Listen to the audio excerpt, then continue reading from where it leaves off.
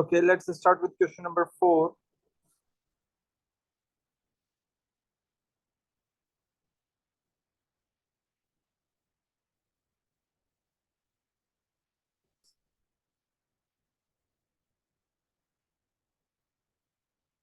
Ethylamine and phenylamine are primary amines. Okay, why do they do are primary? Because on nitrogen there are two hydrogens bonded.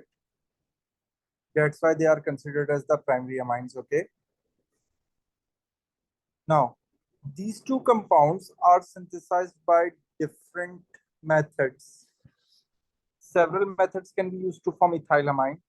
Ethylamine forms when ethanamide is reduced by LiAlH4. Write an equation for this reaction. Use atomic hydrogen to represent one atom of hydrogen from the reducing agent. Okay, so instead of reducing agent, that is LiAlH4, we have to use this atomic hydrogen. And our one reactant is ethanamide. So let's write the equation over here. It's CH3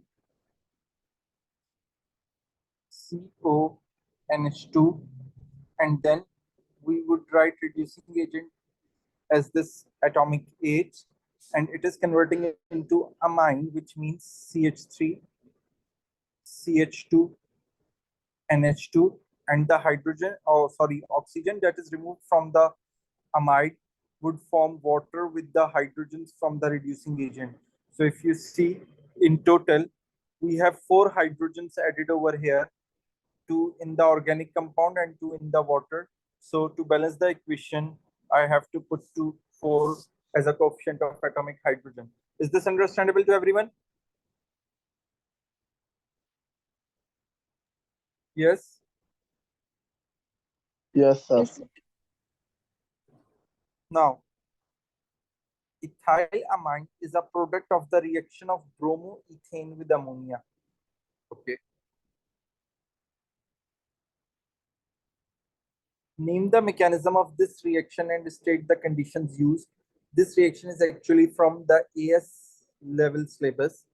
So if you recall this reaction, it is a nucleophilic substitution in which a bromine is a nucleophile which is removed from the organic compound, and NH2 from the ammonia substitute that bromine.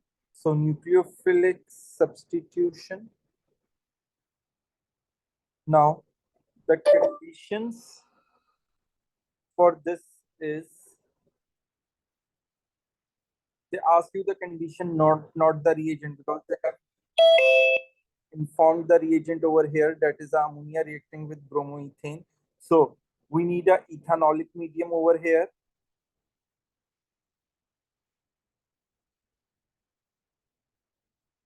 And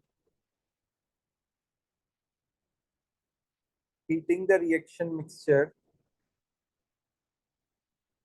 under high pressure.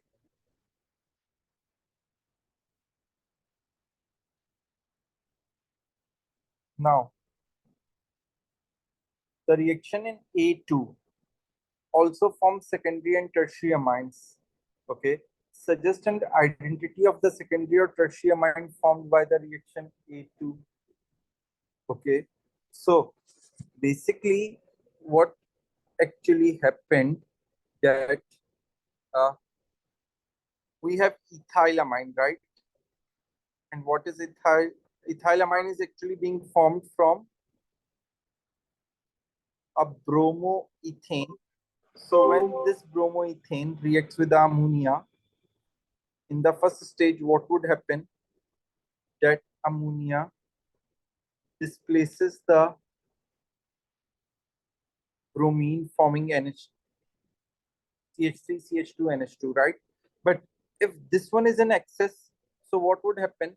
That this bromine, this product that is formed over here is actually going to react with another bromoalkane, and as a result, another hydrogen is going to substitute from this.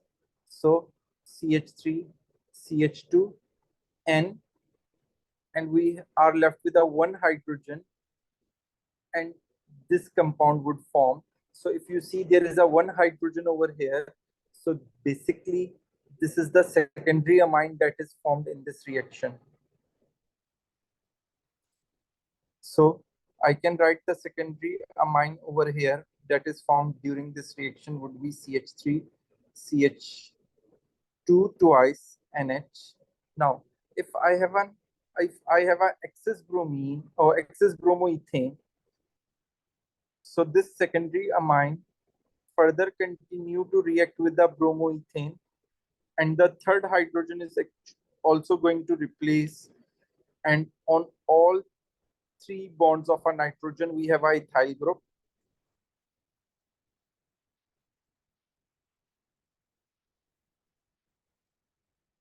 and here this one is a tertiary amine.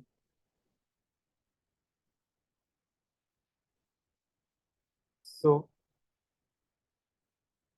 the tertiary amine formed during this reaction is CH3, CH2 taken thrice NH, sorry, nitrogen. Is this understandable to everyone? Yes, sir.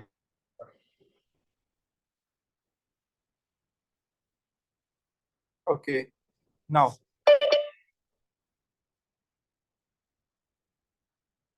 ethyl amine is a weak base. State the relative basicities of ammonia, ethylamine, and phenylamine. So basically, if you recall, the basicity basically depends upon the availability of lone pair. So the lone pair is least available in phenylamine. So that's why phenylamine is going to be the weakest or least basic among these. This question we have done earlier in the previous past papers as well. And in ammonia, the availability of lone pair is moderate, so it's more basic than phenylamine. And in ethylamine, the low availability of lone pair is the most. That's why it is most basic. Okay, so see, in ammonia there are three hydrogens, so no electron withdrawing or donating effect. In ethylamine, that is C2H5NH2 or CH3CH2NH2. So here, the ethyl group donates the electron, which makes the lone pair more available to the nitrogen. And here, in phenylamine, that the phenyl or the benzene ring withdraws the electron from the nitrogen as nitrogen overlaps its p orbital with the p orbital of a carbon in the benzene ring, which makes this lone pair least available. Here the electron withdraws from the NH2 group. So we would write that uh,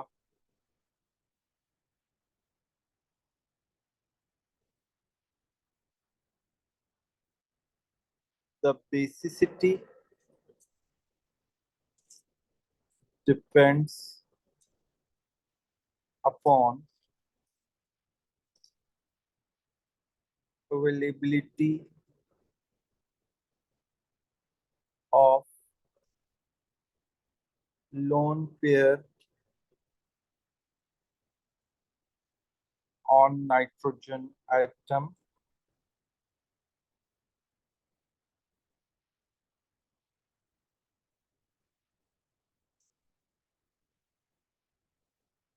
in phenylamine.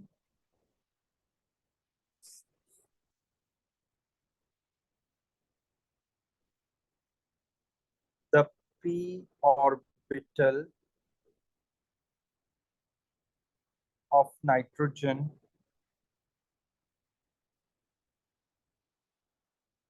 overlaps with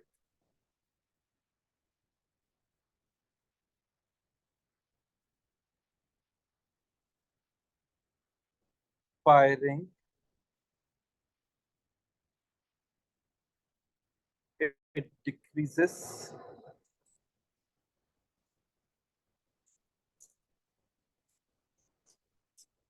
the availability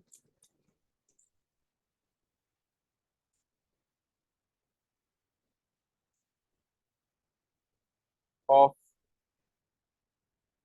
lone pair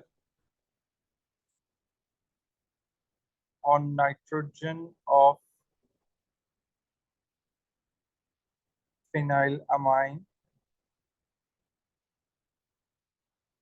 in ammonia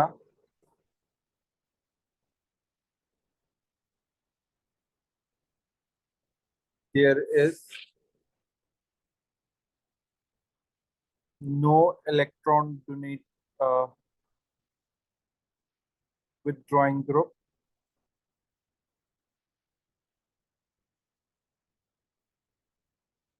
So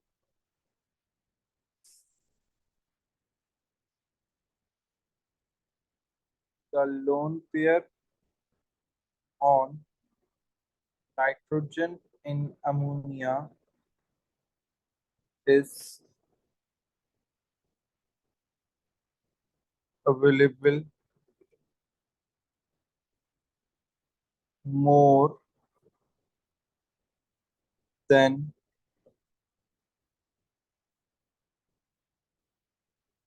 phenylamine.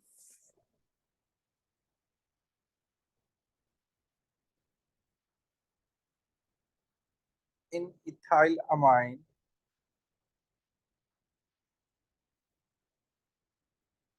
ethyl is electron donating, hence lone pair on nitrogen of ethylamine is more readily available than ammonia. Is this clear to everyone?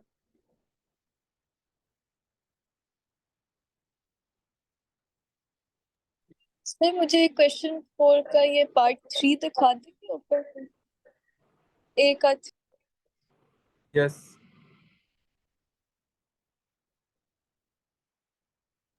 Okay sir ठीक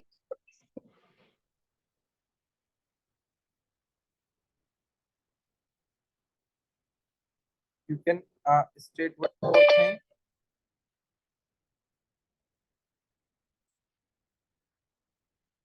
That the more the lone pair of electron is available to accept each positive, the stronger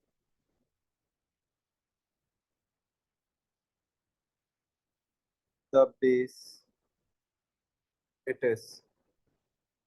Now, next part. Pure phenylamine C6H5NH2 can be prepared from benzene in 2 steps. Draw the structure of the intermediate compound. Suggest reagents and conditions for each step. So what would be the intermediate? Yes, if you are starting from the benzene, nitrobenzene. very good. We can get a nitrobenzene first, and that nitrobenzene can easily be turned into phenylamine. So they have asked us the structure of the intermediate compound. So the intermediate compound is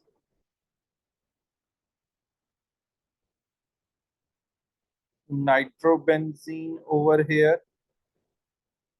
Okay. And they ask us the conditions for each step. right?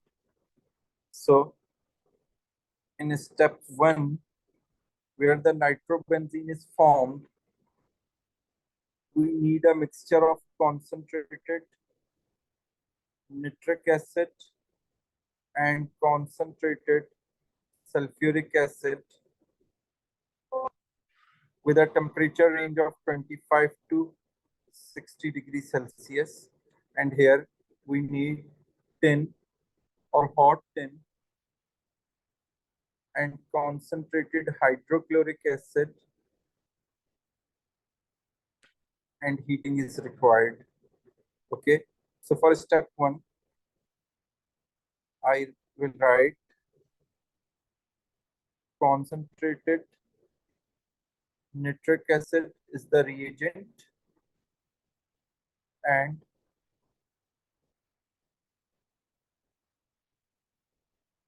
concentrated sulfuric acid is the catalyst over here, and the temperature conditions for this step would be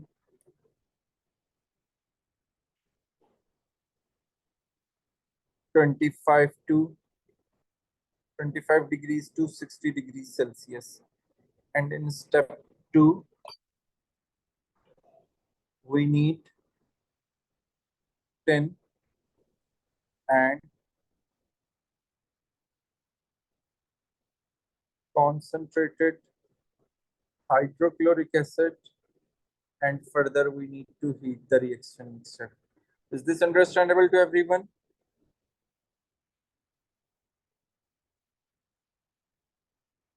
Sir, can I write in the temperature reflux between 25 degrees and 60 degrees? Yes, you can write, but you have to mention that for this reaction.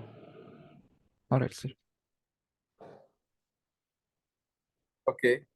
Now, figure 4.2 shows some reactions of phenylamine. Okay. In the first one, when the excess bromine is used, W is formed. So what would be the structure of W? If you recall, with the excess bromine as amine, NH2 is electron donating in nature. So the bromine is going to be substituted at 2, 4, and 6, all 3 positions. Then in the reaction 2, it turns into benzene diazonium chloride. Phenylamine is turning into benzene diazonium chloride, and benzene diazonium chloride is reacting with the X to form this compound Y over here. And if you look at Y, you can easily figure it out. X is basically this structure. So X would be a phenol. Is this clear? So that's our rough homework or the pre-work while proceeding towards the parts.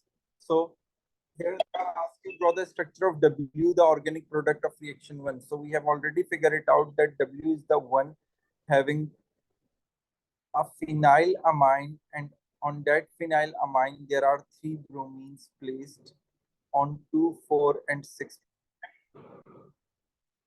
Then what they are asking you to state the reagents in reaction 2.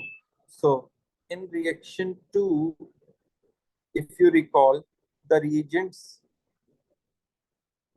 are actually HCl and NaNO2, and the temperature conditions would be lower than or equal to 10 degrees Celsius, right? So, but they ask the reagents over here. So we can write HCl and NaNO2. Now, state the necessary conditions for the reaction 4 sir ये to ऊपर occur. लिखना था. Yes, sorry. Thank you. For reagent 2, hydrochloric acid and NaNO2, their mixture is used. Okay. Benzene diazonium chloride and X reacts together in reaction 4 to form Y, an azo compound named X, the organic product of the reaction 3. So In the reaction 3, if the phenol is forming, as we figured out phenol, so to form the phenol, we need to heat the benzene diazonium chloride with water, right? So here we have to name X. So we have identified that X is a phenol. Now, necessary conditions for the reaction 4 to occur. If you look at the reaction 4, it's a coupling reaction, and in that coupling reaction, we need NaOH only. In the presence of NaOH, these two compounds, a phenol and a benzene diazonium chloride, reacts to form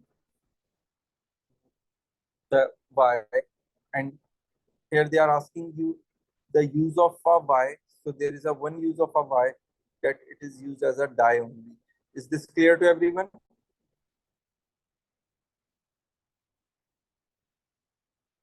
Yes. Yes, sir. Okay.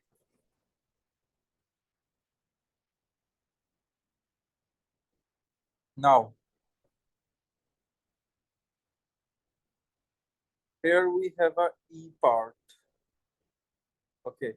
Methylamine CH3NH2 is another primary amine, can act as a monodentate ligand. What is the monodentate ligand? A ligand which forms one dative bond with a transition metal ion, right? That's we call it monodentate ligand. Define monodentate ligand. So I can write that I species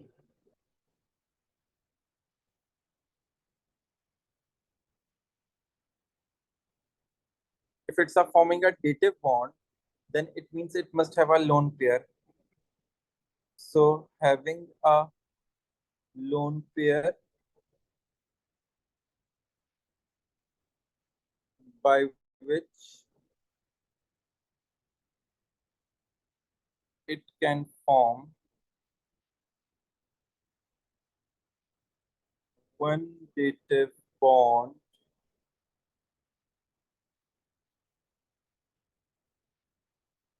with central metal atom or ion. Now, next part. Copper 2 positive aqueous ion reacts with methylamine to form. Okay. Draw the three-dimensional diagrams to show the two geometrical isomers. Okay. So if you see, it's a octahedral having a 6 monodentate ligands, out of which 4 are water and 2 are amine. So the geometrical isomerism over here would be cis and trans. What is the difference between cis and trans? If you recall, in cis, both the ligands, which are only 2, would be bonded adjacent to each other, and the ligands, which are 2 when bonded exactly opposite to each other at 180 degree, then it's a trans isomer. So here in this case, if I am putting a 1 NH2CH3 methylamine over here and 1 methylamine over here, then it's a trans isomer, and the rest of the 4 bonds, there must be a water molecule. And as it's a neutral, all the ligands are neutral, so the net charge would be equal to the charge of the copper ion, which is 2 positive. So this one is the trans isomer. Sir ये NH2 की जगह सिर्फ N ही लिखते हैं? Sorry, ये NH2CH3 जो लिखा है आपने, इसकी जगह सिर्फ N ही लिखते हैं, नाइट्रोजन सिर्फ N? no. They have given you the formula of the ligand right over here. So we use the exact formula. अच्छा, वो जब EN वगैरह लिखा होता है उसमें लिखते हैं ना? Yes, yes. Otherwise, sometimes En is represented by like this only. If the examiner is represent the ligand like this, so then you can just write ion. Otherwise, ji if ji the सही है समझ गया NH2 is mentioned, then you would write NH2. Okay. Now, if I have to draw the ligand, sir ये पहला वाला सिस नहीं होगा? why? Sir क्योंकि वो जो NH2CH3 वाले हैं वो 180 डिग्रीज पे हैं आपस में. So that's why it's a trans. And since they are actually adjacent to each other at 90 degrees. Okay sir. If you have any doubt,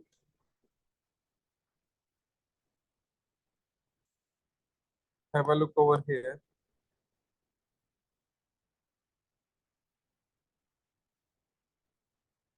See, the trans one having the two isomers which are the same are at 180 degrees.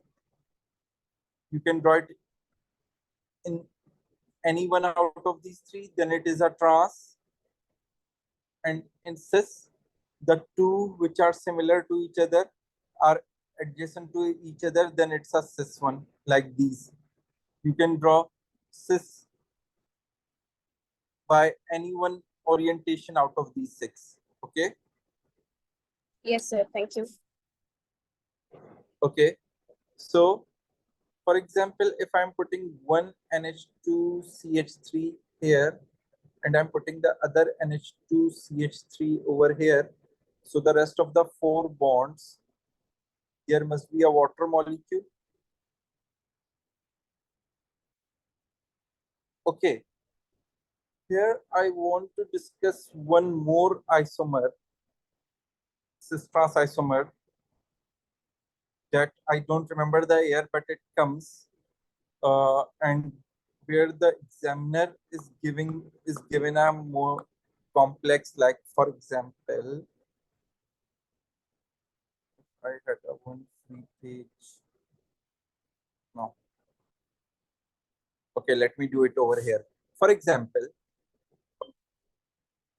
you have a copper, and with that copper, there are 3 ammonia and 3 water molecules are as a ligand, and it's 2 positive. So how would you draw its geometrical isomers? Yes. So in this case,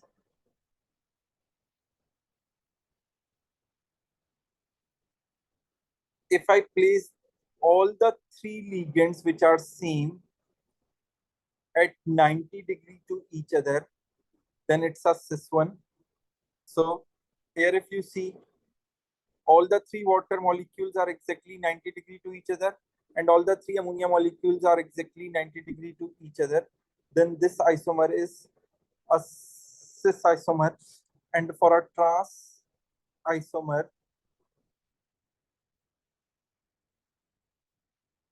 out of these 3, I have to make a 180 degree bond between the 2. So if I make it in this way, if I draw the complex structure in this way, then this one is going to be a trans. Is this understandable to everyone?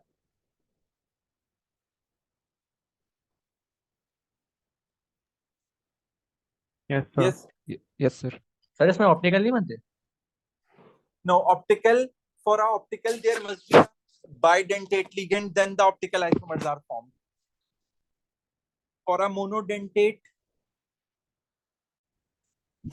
isomer, there is no optical isomerism for a monodentate ligands. Okay. Okay.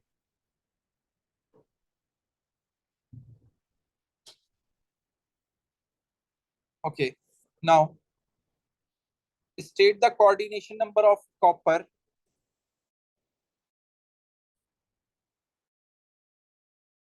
in this.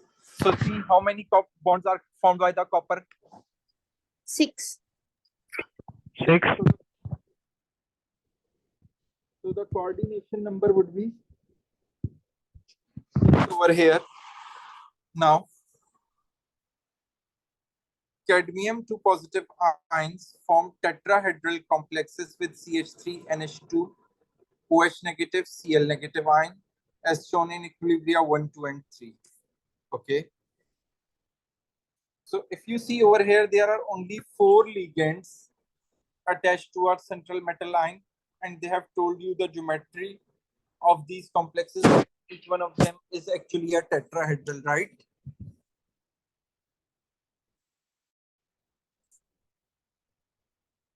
Okay.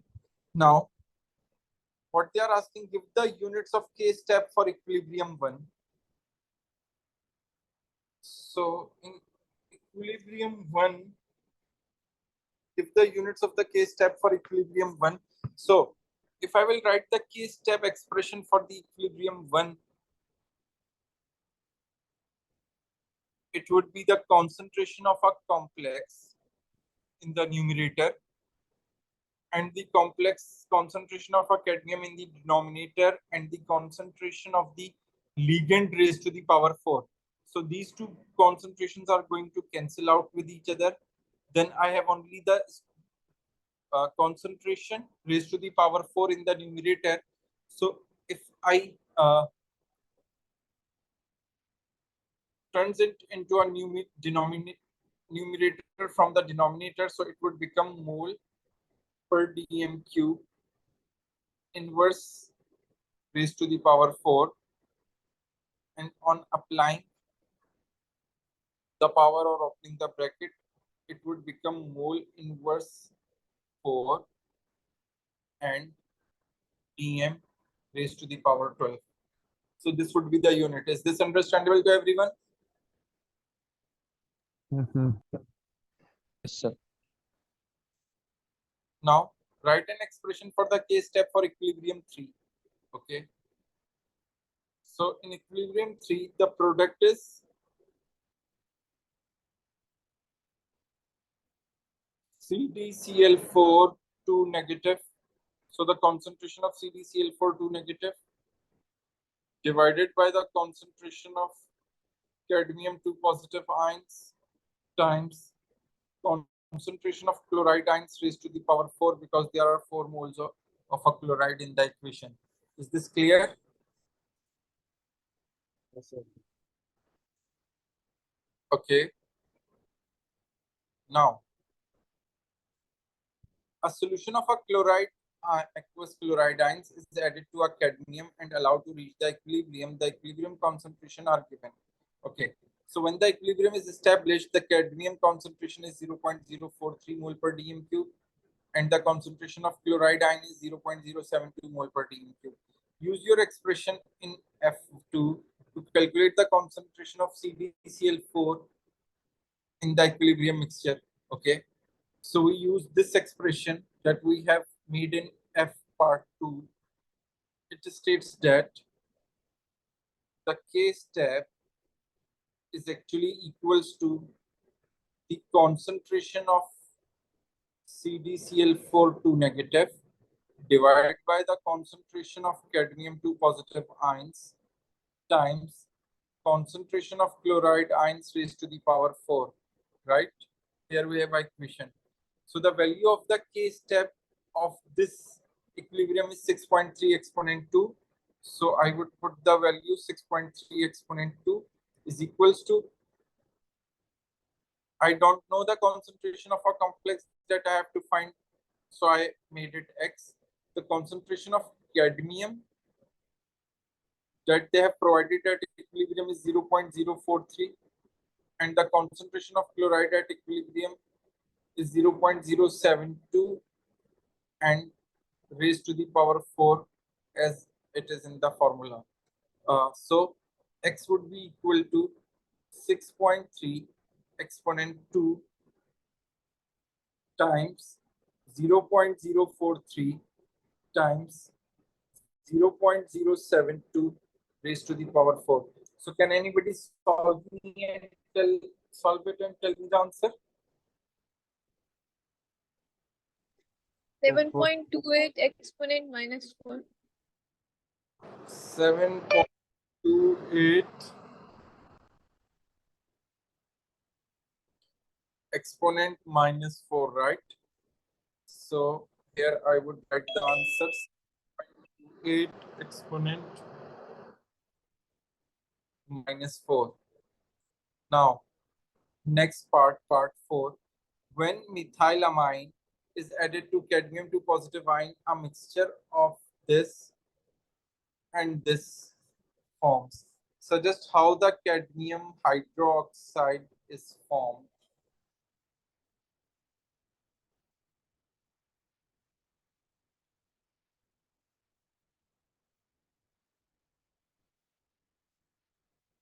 Yes.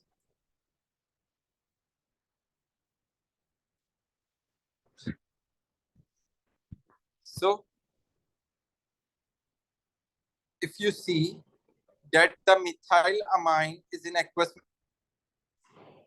right? So if methylamine is in aqueous medium, so it means that basically this methylamine is present in a water. So what would it do? It reacts with the water, and when it reacts with the water, it can form CH3 NH3 positive by accepting the hydrogen ion from the water, and as a result, hydroxide ions are formed. So if the hydroxide ions are formed, so they can also behave as a ligand. And why they can also behave as a ligand? Because they have a lone pair as well, right? So I can write that uh,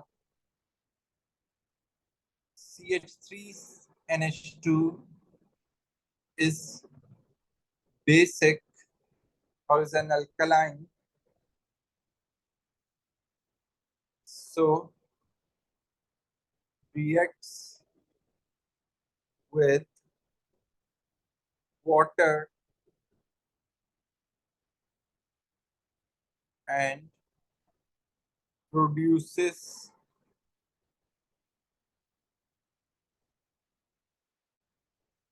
hydroxide ions, and the hydroxide ions formed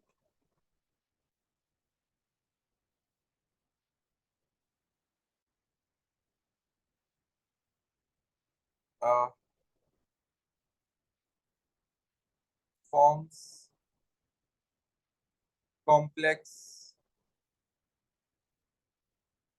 with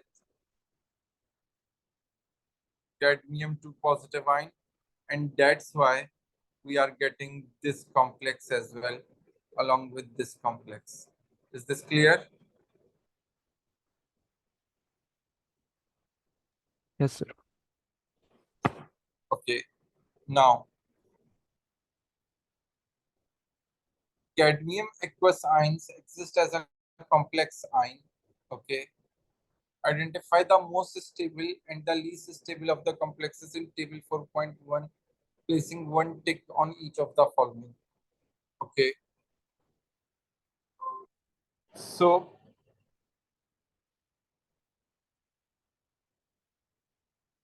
which one is the least stable? Remember, the least stable is the one with which the water are being attached as a complex, and when we add some other ligand in that solution, the water molecules are actually easily be replaced. So the least stable would be this one, and the most stable among these would be the one having the highest value, having the greatest value. So if you look over here, the greatest or the largest value of a K step is for this one, that is 5 exponent 8, right? So this one is have a greatest value. So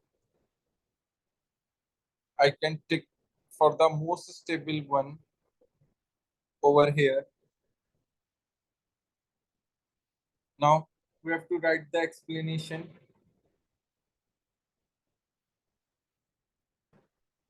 So I can write that cadmium H2O6 2 positive is least stable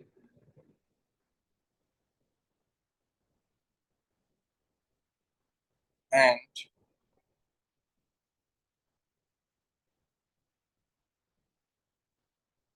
Sorry, we are talking about the hydroxide.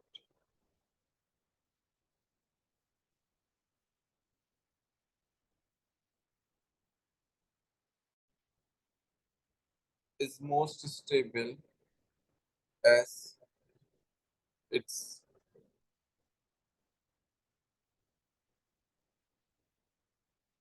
K step value is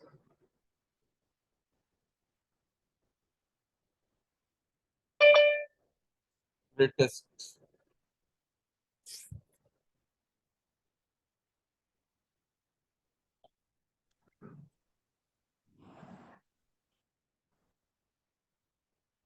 Okay.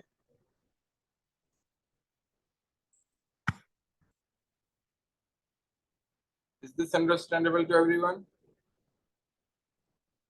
Yes, sir. Yes, sir. Okay.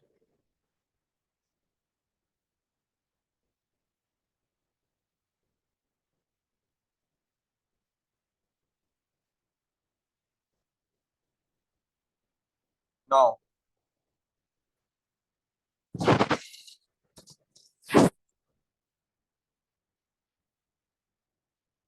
here we are going to start question number 5.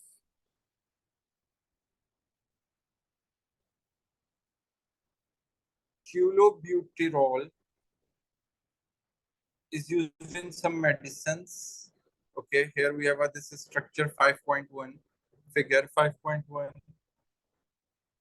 is a culobutyrol. Culobutyrol contains a benzene ring in its structure. Describe and explain the shape of benzene. Okay, in your answer include the bond angle between carbon atoms, the hybridization of carbon atoms, the orbital overlaps forming sigma and pi bonds between the carbon atoms.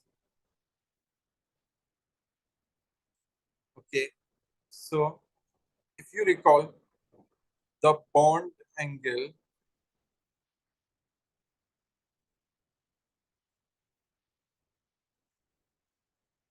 in benzene is 120 degrees between the carbon atoms. Now the second point is the hybridization. So I can write that each carbon is involved in the pi bond. So I can write that each carbon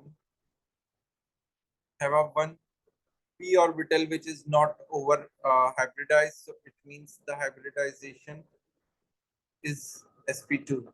So each carbon is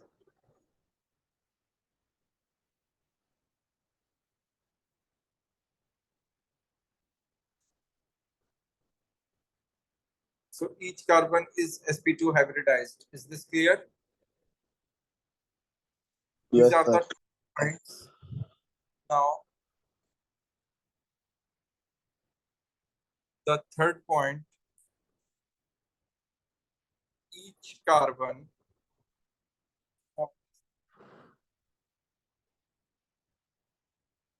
sorry, each carbon forms one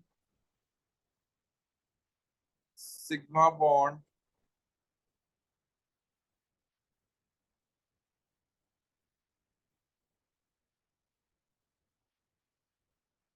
one minute please. Each carbon atoms form one sigma bond by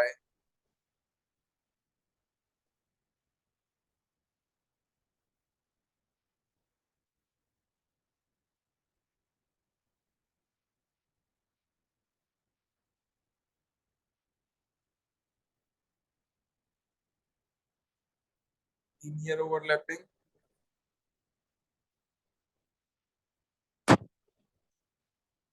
and the bond that is formed by the linear overlapping would be CH bond and carbon carbon bond. And okay, we have a space over here. One pi bond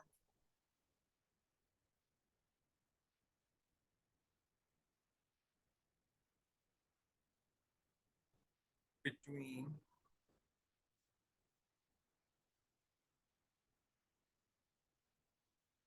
is this clear to everyone?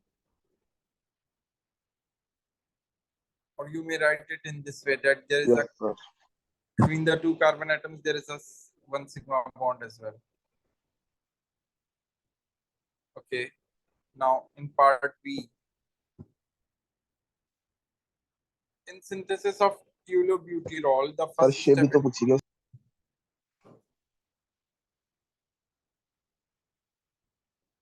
okay, yeah, sorry. So you can write that benzene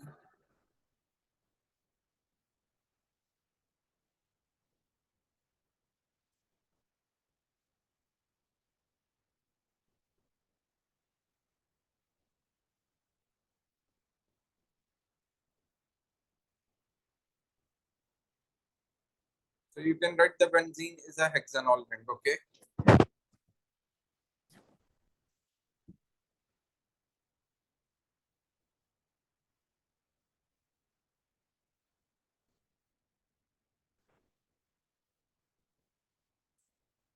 Now, in a synthesis of tolubuterol, the first step involves the formation of chlorobenzene. Benzene reacts with chlorine in the presence of AlCl3 catalyst. Write an equation to show how chlorine and AlCl3 generate an electrophile. So what would happen in this reaction? That one chlorine molecule reacts with AlCl3. As a result, AlCl4 negative would form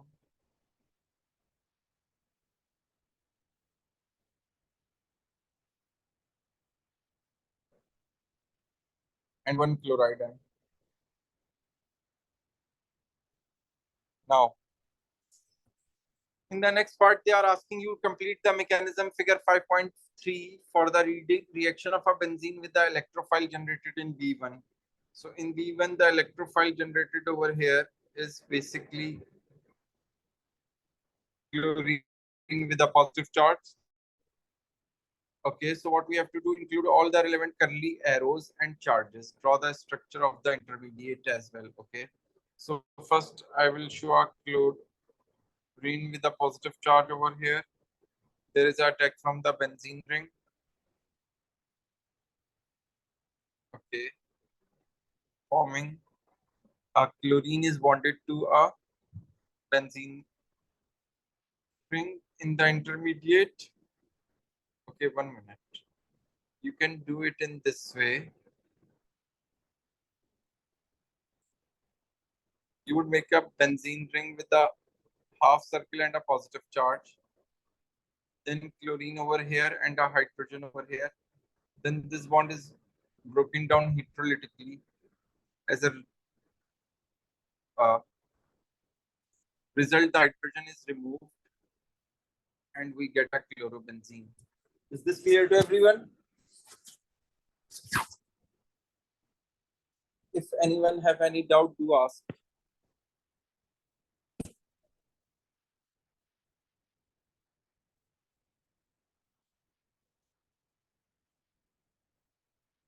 Okay. Now next part. Sir Yes. Sir ये ऊपर chlorine तो ऊपर वाली position पे लगा हुआ है, तो हम ऐसे कर सकते हैं जैसे अभी आपने बनाया है कि नीचे Yes, से you उसको can put represent anywhere over here because where whatever the carbon to which the chlorine is attached is actually the first carbon, right? Yes sir. So that's why we can right now put a chlorine on any of the carbon.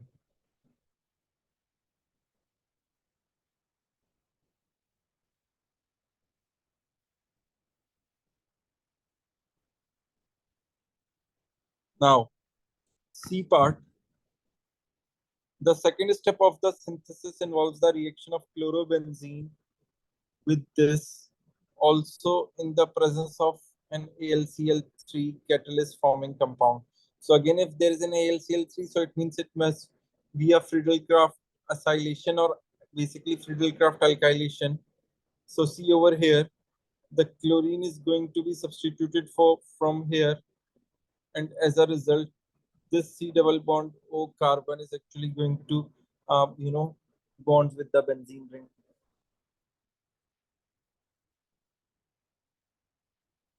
Now, name the mechanism of this reaction in the step 2. So here the electrophile is formed. So we call it electrophilic substitution. What we call it? We call it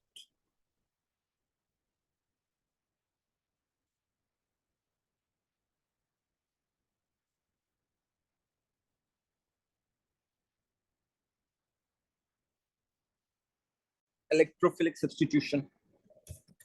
Okay, now next part, draw the structure of an isomer of Q. Okay, Q, here it is.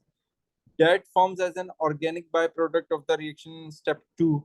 So if chlorine is substituting one group at 2, so it means that this chlorine is actually substitute the other group on 4 as well as on 6. So if I make or draw the structure of a chlorobenzene over here,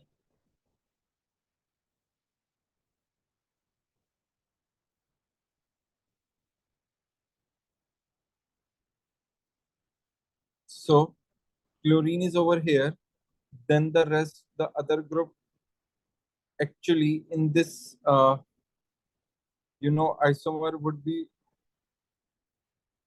placed on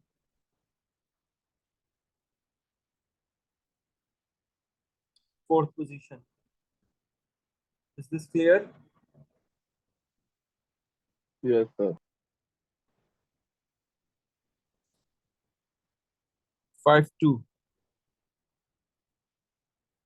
5-3. The reactants used in step 2 contain acyl chloride, alkyl chloride, and aryl chloride functional group. State and conditions. 1 minute, please. Okay. State and explain the relative age of a hydrolysis of acyl chloride, alkyl chloride, and aryl chloride. So if you recall, acyl chloride is the most reactive one.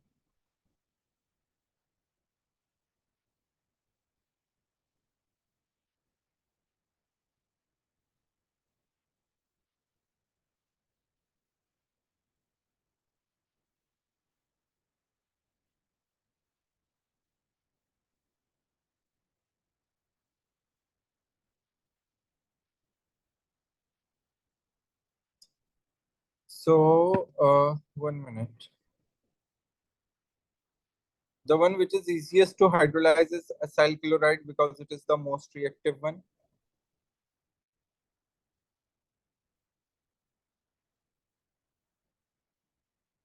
And the one which is hardest to hydrolyze is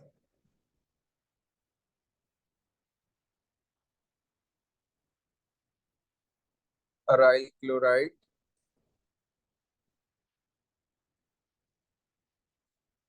Which clearly indicates that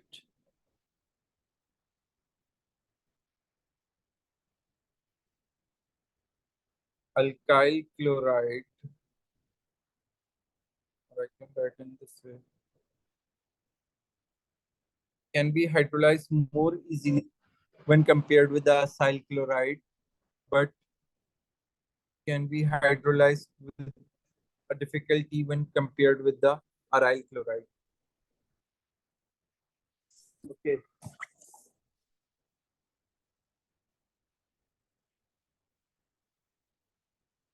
So in I can write the reason that in acyl chloride the carbon chlorine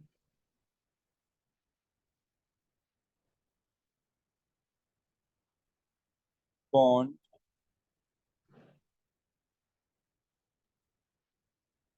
is weakest.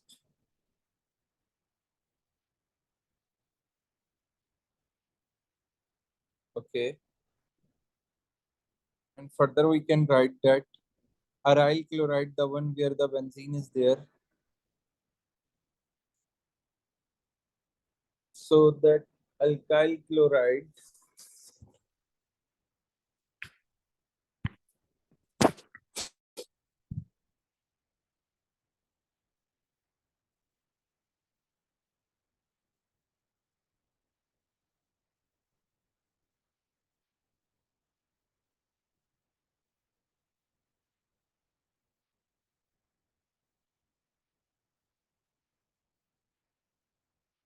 so aryl chloride, where the chlorine is bonded to a benzene ring, are not easily hydrolyzed. Okay.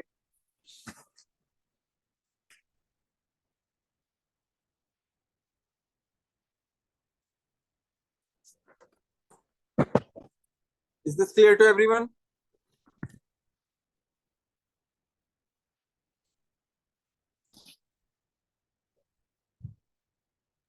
Yes. Sir, can I write the positive charge density of carbon is more, or is highest? Yes, in acyl chloride. Yeah, in Right? acyl chloride. Yeah. Okay. Yes, you can write that as well. Alright, sir. Tolubuterol is produced from Q. Okay. So this is a Q.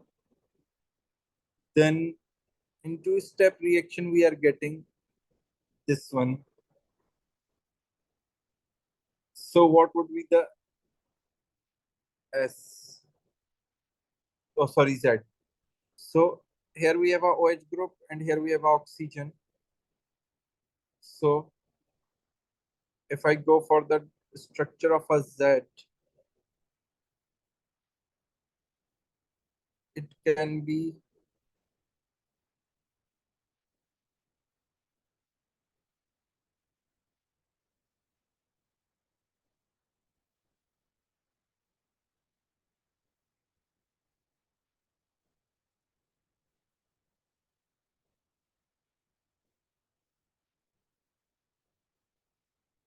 draw the structure of the Z in box, reagent and conditions for step 3 and step 4.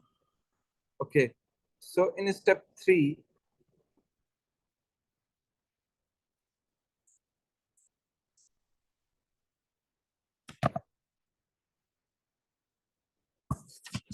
give me a minute, please.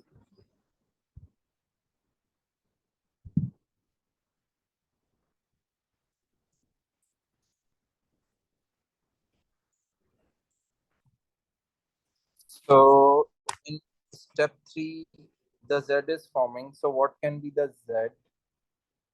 That can be this structure, uh, having a chlorine over here, and then this is converted into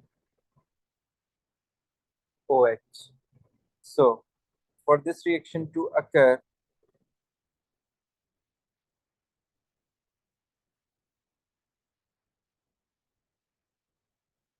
okay, 1 minute. Yeah, there is a possibility. Think over here, you know, as this is electron withdrawing in nature, it withdraws the electron. As a result, this bond gets weaker. And if bond is actually gets weaker,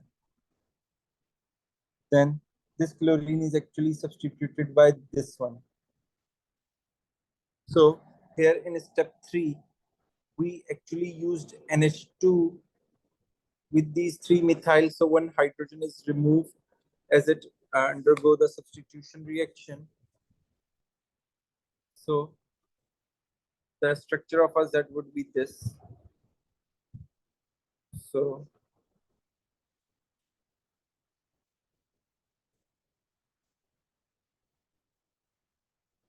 the conditions over here for this reaction to occur where the chlorine is substituted by NH2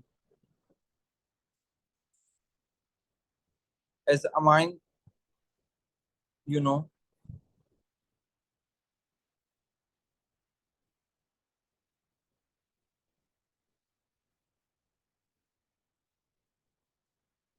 so this reaction must be taking place in amine.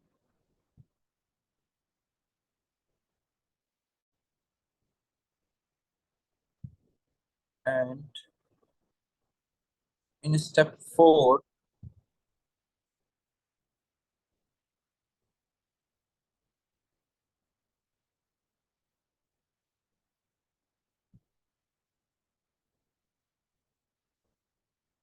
so if this is a Z, which I have drawn over here. Okay, 1 minute. Yeah, this I overlooked over here. there is a chlorine over here. Okay. So in step 4,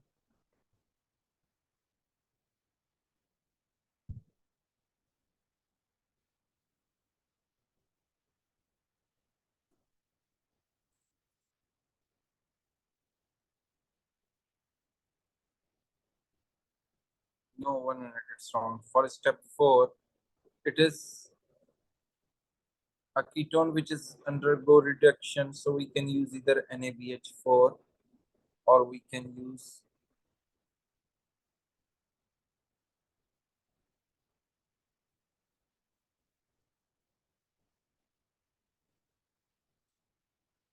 so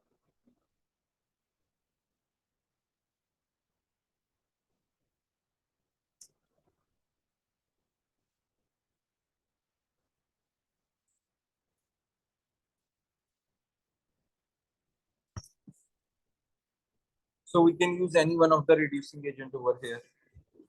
Okay. Is this clear to everyone? Now, the synthesis Why produces using agents? enantiomers of tulobuterol. Okay, yes, can you repeat? Why using reducing reagents in step 4? Why? Are you using reducing agents in step 4? In step 4, I would using the reducing agent over here. If you see, in step 3, if I am using this compound, so what would happen? That the Z that is formed over here would be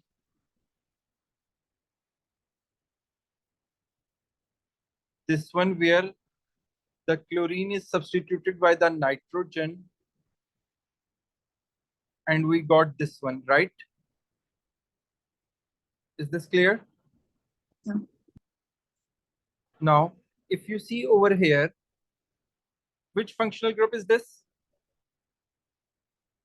Ketone.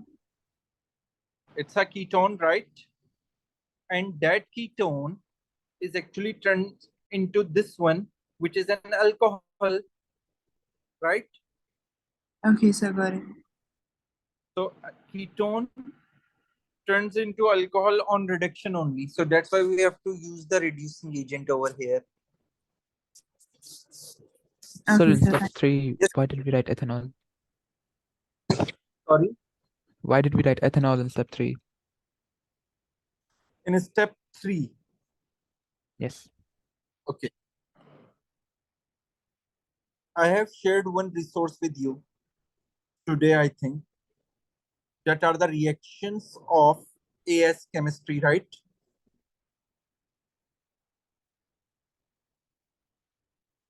So if you see in these reactions, see here, this chlorine is actually turning into this one. So a halogenoalkane is turning into amine, right? So here, if you see, we have a halogenoalkane, and when we are using the ammonia to turn into amine, which condition we are needed? Ethanol, it must be under high pressure, right?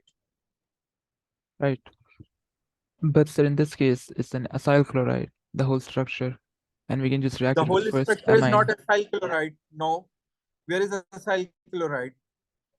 There is a CH2 over here, and that to this CH2 the chlorine is bonded. Acyl chloride Okay. is when C double bond O is directly bonded to chlorine. This is acyl chloride. Right, right. And here, in this case, the C double bond O is bonded to a normal alkyl group, and that alkyl group is bonded to chlorine. So it means it's a halogenoalkane or alkyl halide. Right, sir. Okay. The synthesis produces two enantiomers of tulobuterol. Define enantiomers. So if anybody recall the enantiomers, that these are the two molecules which are mirror image of each other and can rotate the plane polarized light in opposite directions are the enantiomers. So it means they're actually their chemical and the physical properties are same, right? But they just differ in this activity that they can able to rotate the plane polarized light to the opposite directions. So it is a pair of molecules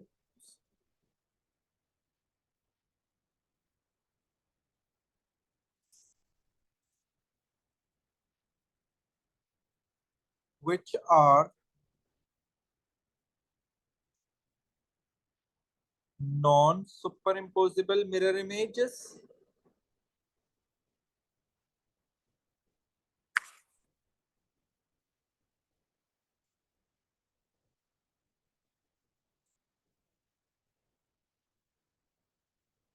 right,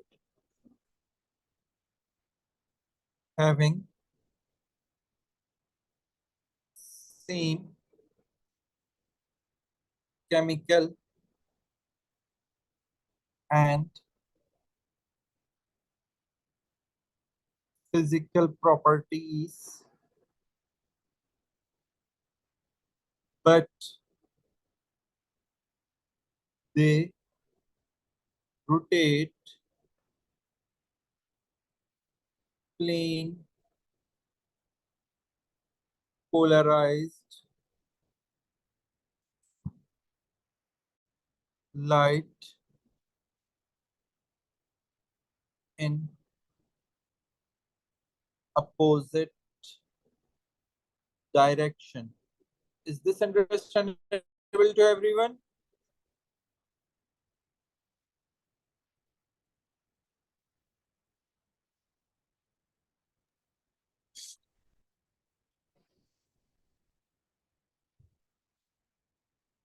Yes, is this clear? Yes, sir. Okay. So just one disadvantage of producing two enantiomers in the synthesis. Yes. Any suggestion? Reduces a ratio mixture, which can increase the dosage to the patient. Which can increase the Dosage to the patient. okay. But how it is a disadvantage? The actual yeah, you said the right thing, but the more appropriate way of stating this at that the if we have a mixture of the two enantiomers, then the biological activity is actually decreased.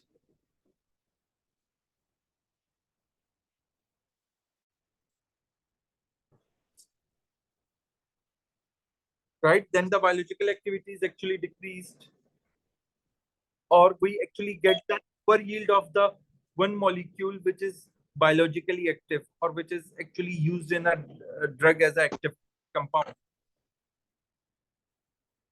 Right, sir. So uh, there is a lower yield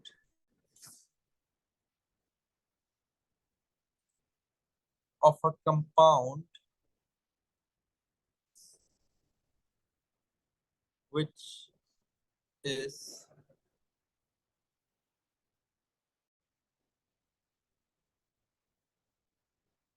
biologically active in a medicine or a drug. Now, suggest a method for adopting the synthesis to produce a single enantiomer. Just what method we would use?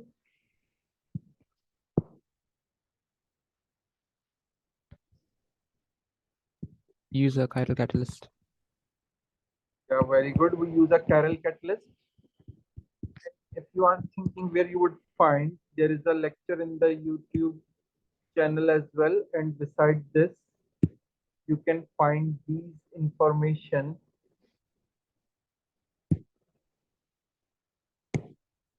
in the lecture. This one, the chirality and pharmaceutical synthesis. It's a very small document of 6 pages only.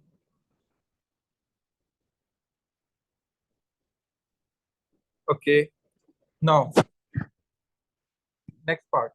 Predict the number of peaks that would be seen in carbon-13 NMR spectrum of butyrol.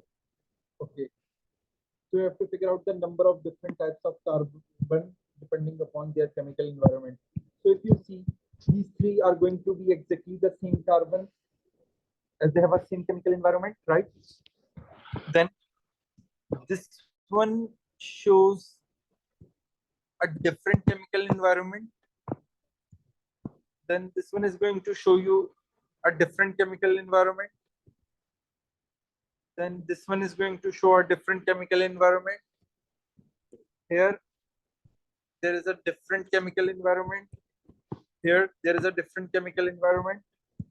These two are also different because one have a CHCl and the other one have a CH2 in its neighbor. So this one shows a different chemical environment, and this one shows a different chemical environment. So count how many different environments we are getting. 1, 2, 3, 4, 5, 6, 7, 8, 9. Oh, I left one. That's what I do normally. See over here, this one. There is one more carbon. So how many chemical environments we are getting? We are getting a 10 chemical environments. So it means that the number of peaks in carbon-13 NMR are actually 10. Is this clear? Sir Yes. Sir ये जो benzene ring के अंदर blue और red वाले जो आपने किए हैं, ये अलग अलग क्यों है?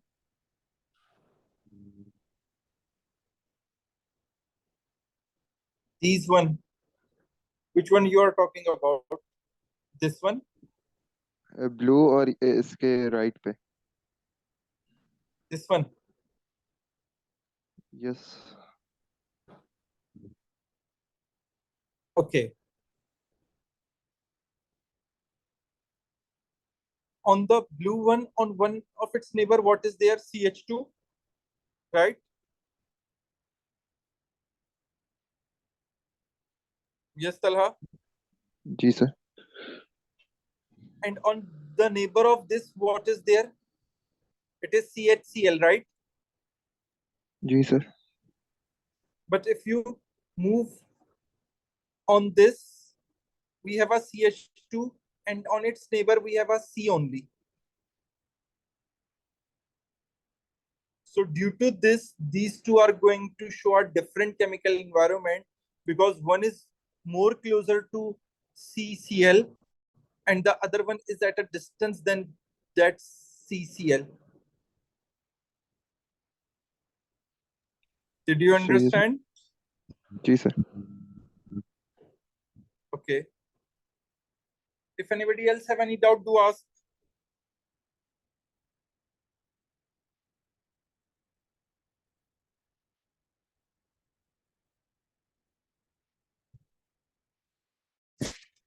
Okay.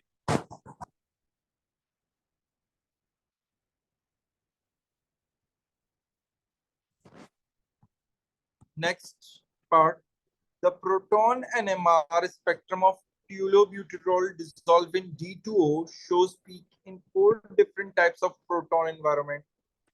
So where we have used, what we solvent we have used? D2O. So what D2O would do, if you recall, it can exchange this and this hydrogen. So the peaks which can be appeared due to these two hydrogens are actually disappeared. So when these two hydrogens are not there, then the total number of peaks that we are getting are 4. Is this understandable to everyone? These 4 peaks over here are there in the spectrum, and these four peaks doesn't include the signal of the hydrogen of OH and the signal of the hydrogen of NH, because these two hydrogen are actually displaced by the D, the isotope of the hydrogen. Okay. The peak for the CH2 and environment is doublet.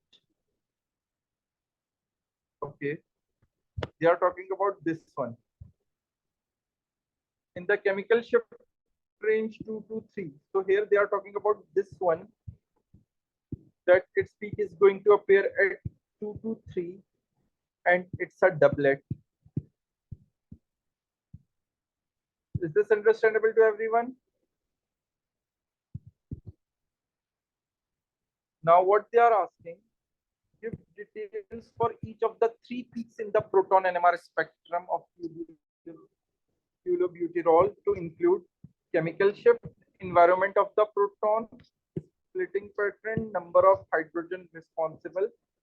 Table 5.1 gives the information about the typical chemical shift values. Okay, where is table 5.1? Here it is. Okay, so let me draw the structure with the hydrogens, so it would be more understandable. So we have a one benzene sir आपने ring, accept right? OH और NH क्यों लिखा हुआ है? Sorry, ये आपने accept OH और NH क्यों लिखा है?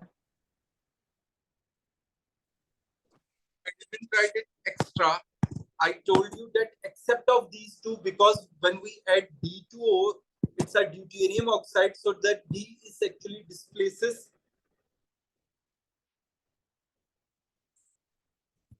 these two over here are actually displaced by D, forming OD and ND. That's why there would be no signal over of these two. Okay. Okay.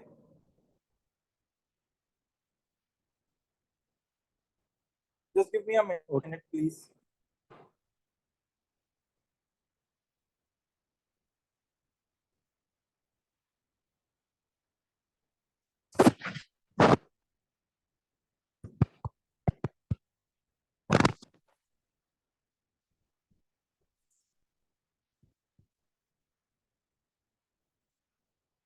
Just give me 2 minutes, please.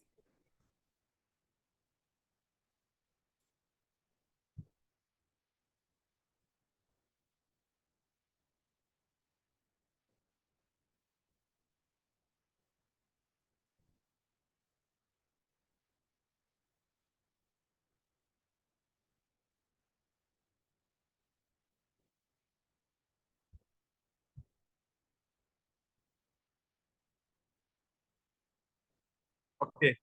So I'm actually trying to keep a structure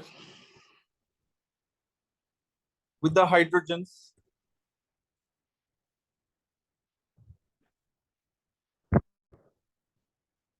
Here in tubirol, we have a chlorine.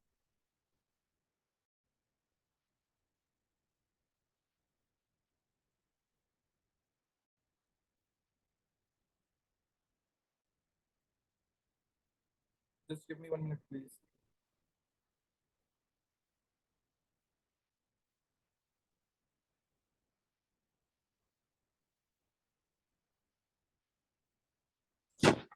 Okay, then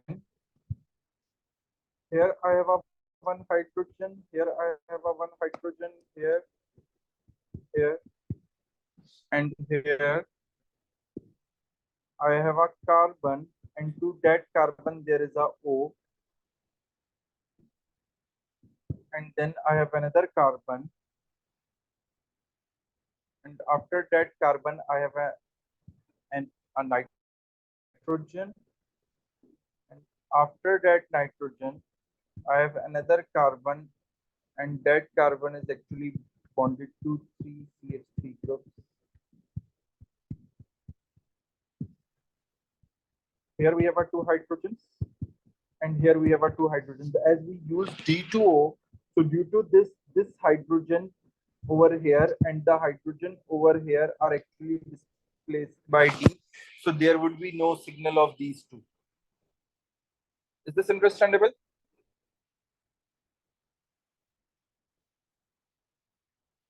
Yes, sir. Yes. Okay.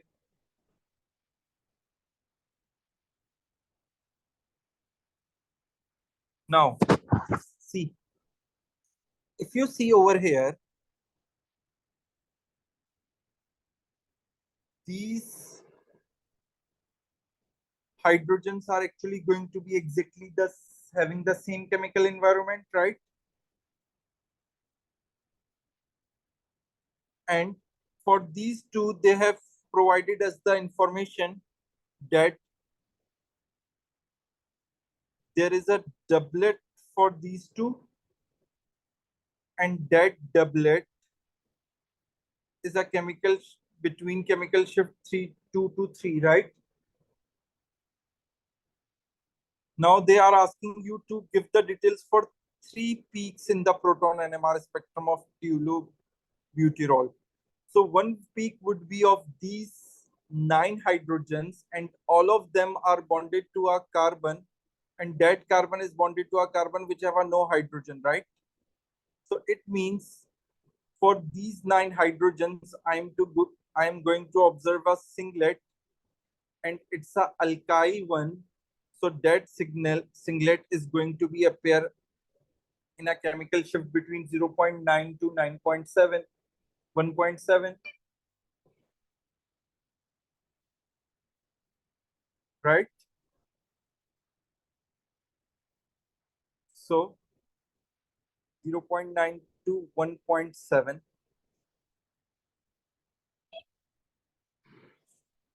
And the environment of the proton are actually alkane.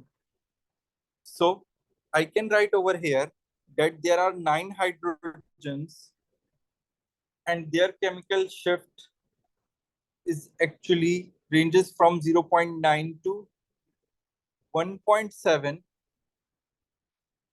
and they are simply the protons are the now two more signals are left,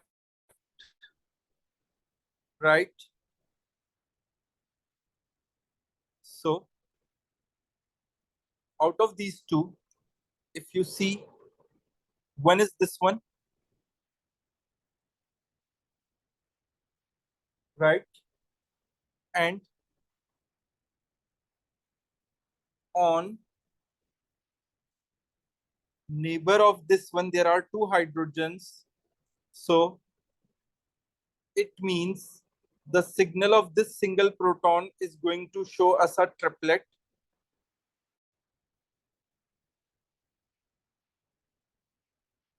And it is actually next to electronegative one.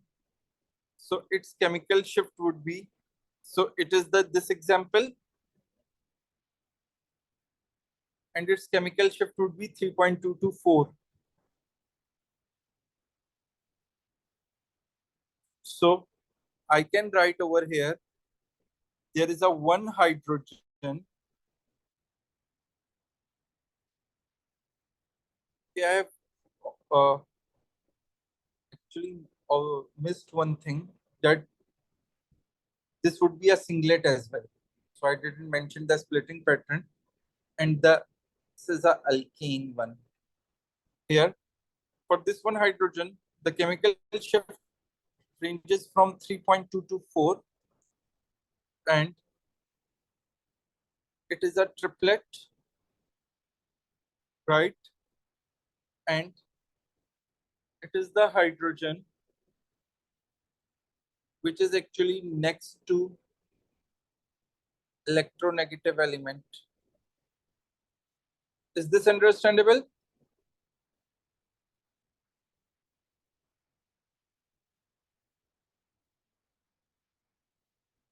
Okay, so it is written alkyl next to electronegative. So I may write that alkyl next to electronegative. So this is the one kind of hydrogens. This is the second kind of hydrogen. Now we are left with the third one. Okay.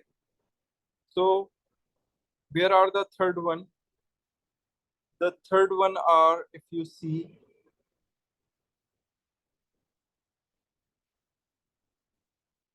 these four hydrogens which are present on the benzene ring, right? So if you see over here, attached to aromatic ring, and their chemical shift ranges from 6 to 9.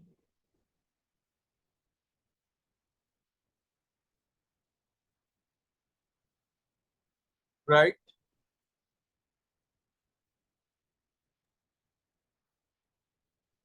So I may write over here 4 hydrogens and their chemical shift ranges from 6 to 9, and their uh, splitting pattern is a multiplet, and we can write over here the type that hydrogen attached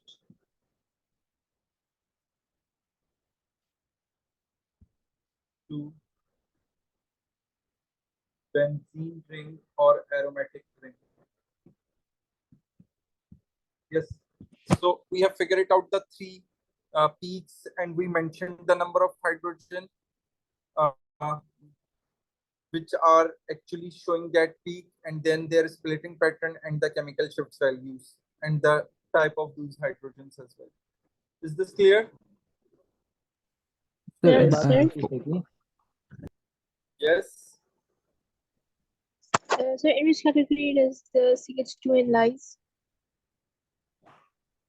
Yes. What can you repeat? CH2? CH2N, in which category it lies? CH2N. Sir मुझे भी इससे रिलेटेडली पूछना है कि ये CS2 जो है वो 0.9 और 1.7 की रेंज में नहीं करेगी lab No, because it is next to an electronegative element nitrogen, right? Yes. So it is actually going to, one minute, let me see over here. No, see, if you see over here, it's not mentioned in the table, right? And that's why they have actually provided you the information of this one along with the chemical shifts. If you see that the CH2, which is next to a nitrogen, they have given you the value for the hydrogen which is exactly bonded to the nitrogen. See over here. But they didn't give you the value of the hydrogens which is on the neighbor carbon of the nitrogen. There is nothing in this table, and that's why they have provided you the information of this over here, and that's why they didn't ask you about that, but they have asked you about the rest of the hydrogens. Sir तो लेकिन ये जो 0.9 वाली जो है CS2 वो कौन सा ग्रुप होगा फिर Which one? This one? नहीं वहाँ पे नीचे लिखा हुआ ना कि 0.9 to 1.7 तक CS2 CH और CH3 है तो CS2 फिर वो वाला Yes. कौन सा होगा जी Yeah, these are the CH or CH2 or CH3. On their neighbor, there must be an alkyl. They must be bonded to alkyl. Okay. ओ ठीक है ठीक है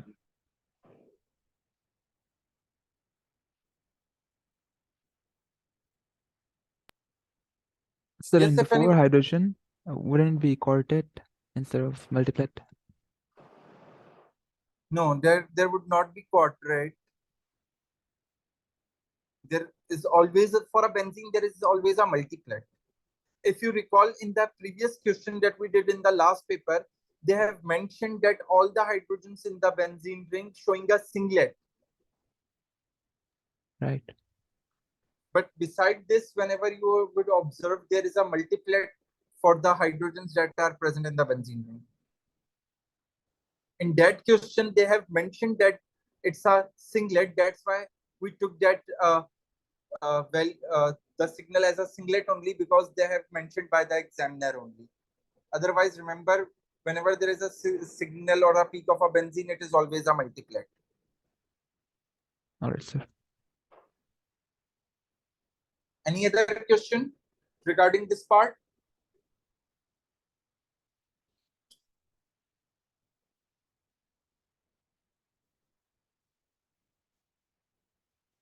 Okay.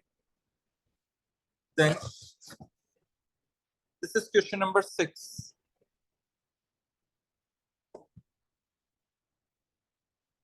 Okay. A student uses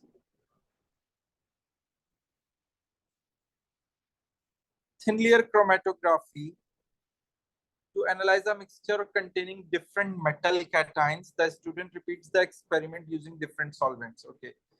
Figure 6.1 shows the chromatogram obtained by the student using water as a solvent. Okay. Suggest a compound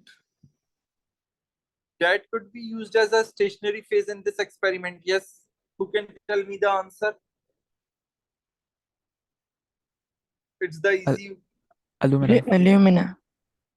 Yeah, aluminum oxide, or instead aluminum oxide, we can use silica or silicon oxide, SiO2. We can use any one of the compound as a stationary phase. Okay. Now, table 6.1 RF values for different metal cations when separated by TLC using water as a solvent. Okay. Suggest the identity of the cation that causes the spot at M in figure 6.1. Explain your answer. Okay.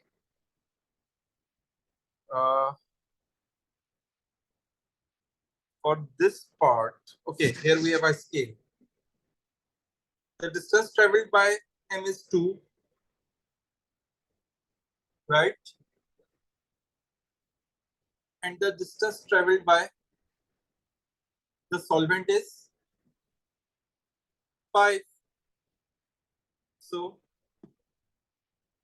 we can find the RF value of M, that the RF value of M is actually equals to 2.0 divided by 5. Can anybody tell me the answer?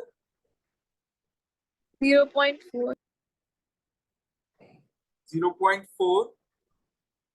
And if you see over here, there is a 0.4 which is cadmium 2 positive ion.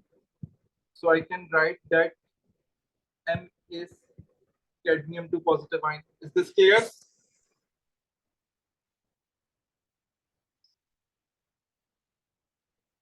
Yes. Yes, sir.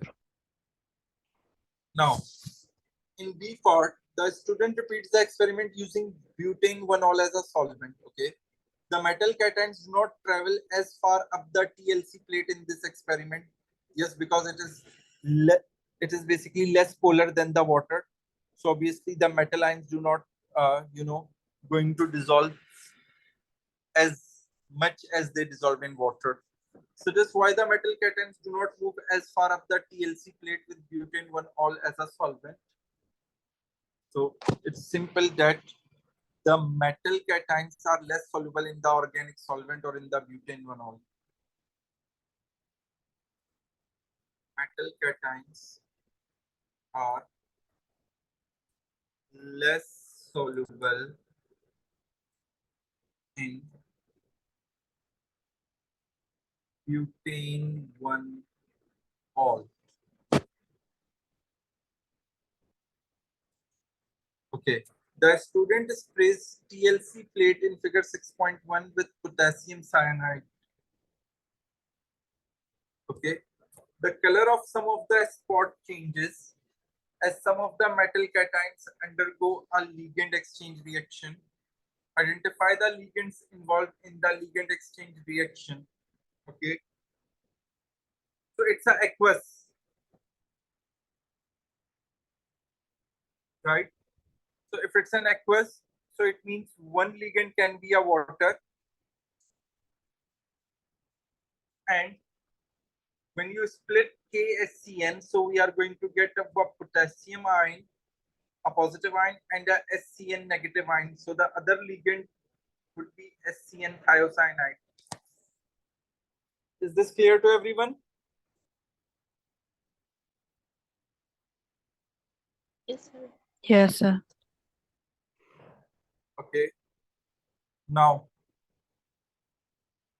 D part. In a third experiment, the pH of the mixture of metal ions is kept constant using a buffer solution. Okay. A student prepares the buffer solution by mixing 20 centimeter cube of 0.1 mole per dm cube potassium hydroxide with 50 centimeter cube of 0.1 mole per dm cube of this. Okay. This is a weak carboxylic acid and has a pKa of 5.40. Okay. Here we have a structure of this. Complete the equation for the reaction of C8H5048K with a KOH. So we have a one hydrogen which can be further displaced by the potassium ion. So KOH. So now it stays C8. One hydrogen is displaced, so it would become CH4. O4 stays the same and it becomes K2. And as it's an acid-base reaction, so water would form from the H that is displaced and from the OH of a KOH. Is this clear to everyone? Now, what they are asking in the last part, yes, it's the last part of the paper. Calculate the pH of buffer solution showing all your working. Okay. So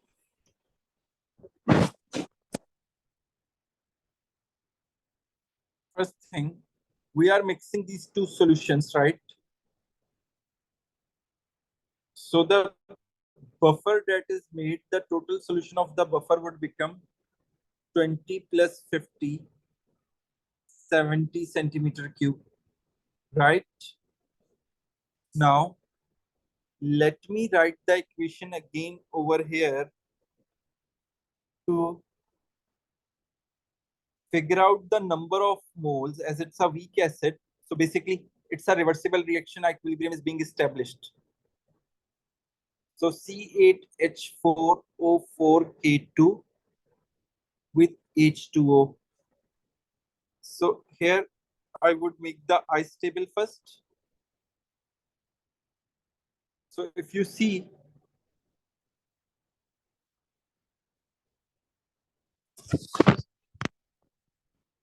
I have a volume and the concentration of potassium hydroxide. In the same way, I have a volume and the concentration of this weak carboxylic acid. So to find the moles of potassium hydroxide initially, I have to multiply 20 with 0.150 and divide by 1000 in order to turn the volume into decimeter cube. So can anybody tell me the moles of potassium hydroxide?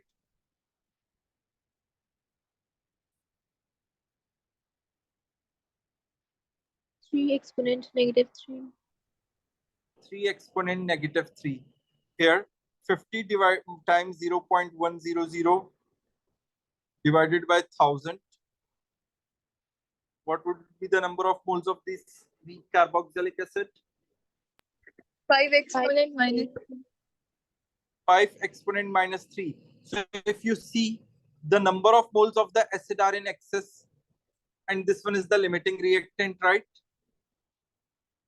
So it means when these two react, all the base would be consumed and some of the acid would left, and its salt is also there. So a buffer would form.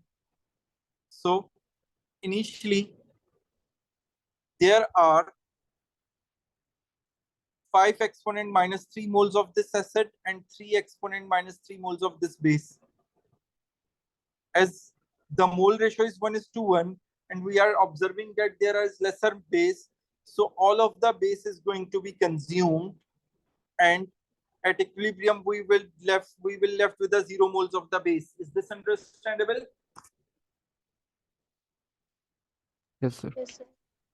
So if the potassium hydroxide 3 exponent minus 3 moles of potassium hydroxide is used up, so 3 exponent minus 3 moles of this carboxylic acid would also be used up. So at equilibrium, there are 2 exponent minus 3 moles of this carboxylic acid is still in the reaction mixture. Is this clear? Yes. Yes, sir. Now, initially these two are not formed, so their concentration would be 0. But if you compare their ratio with the reactants, so the ratio is 1:1 mole. So if 3 exponent minus 3 moles of potassium hydroxide is used up, then there must be 3 exponent minus 3 moles of this salt, and 3 exponent minus 3 moles of this water would also form. So at equilibrium, there are 3 exponent minus 3 moles of this salt and 3 exponent minus 3 moles of this acid would form. Is this clear? Or this water is formed. So this is the weak acid, and sir its आपने ये amount at, value क्यों minus की है? yes, sir आपने ये value क्यों add किया? because it's a product, right? Okay, sir. Yes, Solia, is it a product? Yes, sir. So if these number of moles are reacted and used up, so the same number of moles of the product would form, because the ratio of these two is 1:1.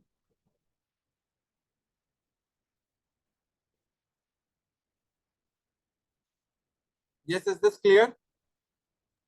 Yes, sir. लेकिन अगर salt के moles double हो तो फिर ये 6 times 10 exponent minus Yes, 3 then it would be 2 times 3 exponent minus 3. So at the equilibrium, then there would be 6 exponent minus 3 if there is a coefficient 2 over here in the balanced equation. Okay, sir. Thank you. Okay. So we got the moles of weak acid. We got the moles of salt, right? And we got the total volume of the reaction mixture. Now I would use the pH expression for the buffer solution, which says that pH is equals to pKa plus log to the base 10 of the concentration of salt over concentration of acid. Now, see here the pK is also provided. So pH of this buffer is actually equals to 5.40, which is the pK value, plus log 10 times concentration of salt. So for the concentration of salt, I know the moles of salt divided by its volume. That volume is 70 centimeter cube. So if I divide it with 1,000, I will get the dm cube. So it would be 0.070 dm cube, right? So 3 exponent minus 3 divided by 0.070 over concentration of acid would equals to the mole of acid at equilibrium divided by the total volume. Now, can anybody solve it and tell me the answer?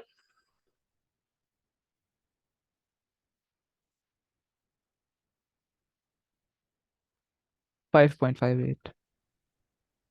5.58. So that would be the value of pH of this buffer. Is this clear to everyone? Yes, sir. Okay, so we have ended with the latest paper, that is of March 2023, and now you are 2 days away for chemistry exam. So just give it your best. And tomorrow and the day after tomorrow, I will not going to keep any live session, but I will be available on WhatsApp and uh, answering your queries. So if you have any query, you can contact me on WhatsApp. Okay. Okay, sir. Okay. Take care, everyone. Allah Hafiz. Allah Hafiz, sir.